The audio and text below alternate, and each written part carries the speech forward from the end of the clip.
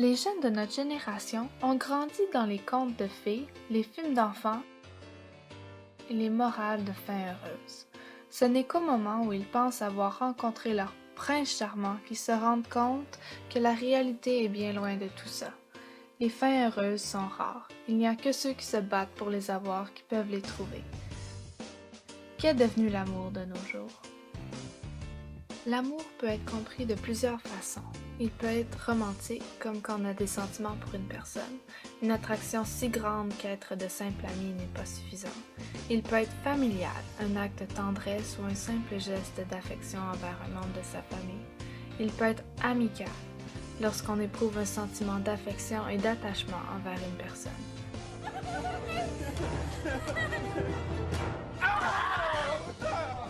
Mais comment expliquer ce qu'il est véritablement? L'amour est comme une fleur. Elle est belle, douce, attirante et tu vas être capable de la voir pour toi-même. Mais ce qui est souvent oublié, c'est que la fleur a des pics. Les gens ne pensent pas aux conséquences, aux sacrifices et aux efforts qu'il faut faire pour qu'une relation fonctionne. Ils s'attendent à ce que ce soit facile parce que c'est ce qu'ils ont vu lorsqu'ils étaient jeunes.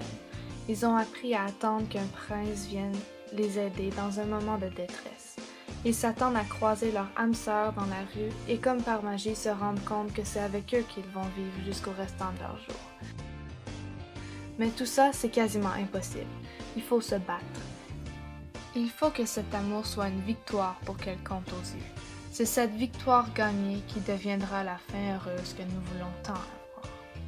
Dans tous les contes de fées, un seul a su se démarquer des autres en étant le plus proche de la réalité. C'était celui de la Reine des Neiges, mieux connue sous le nom de Frozen. Anna a su donner un véritable exemple de ce qu'était l'amour réel. Oui, c'est vrai, au début elle était comme la majorité des femmes, absorbée par la beauté d'un homme. Elle a suivi son cœur d'enfant qui croyait toujours aux contes de fées et aux fins heureuses en acceptant de marier un homme, le prince Hans, qu'elle venait tout juste de rencontrer.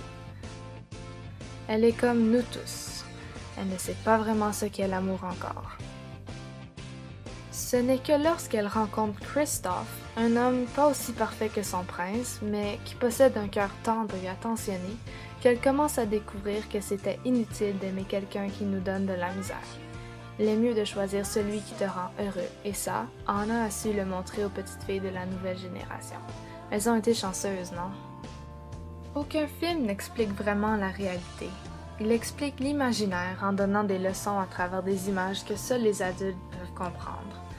Si l'on compare l'amour dans un film et l'amour réel, on peut voir les similitudes, mais on ne peut reproduire les événements de la même façon. Les gens s'imaginent pouvoir être romantiques en reproduisant quelque chose qu'ils ont déjà vu dans un film, mais finissent par se rendre compte que ça marche pas comme ça. Sans le vouloir, les contes de fées, les films que nous voyons et des vidéos inspirantes peuvent influencer certains de nos choix lorsqu'il s'agit d'amour. On rêve tous de trouver notre prince ou notre princesse. La seule erreur que nous faisons, c'est que nous attendons au lieu d'explorer et de chercher. Et vous, comment les contes de fées vous ont-ils fait rêver?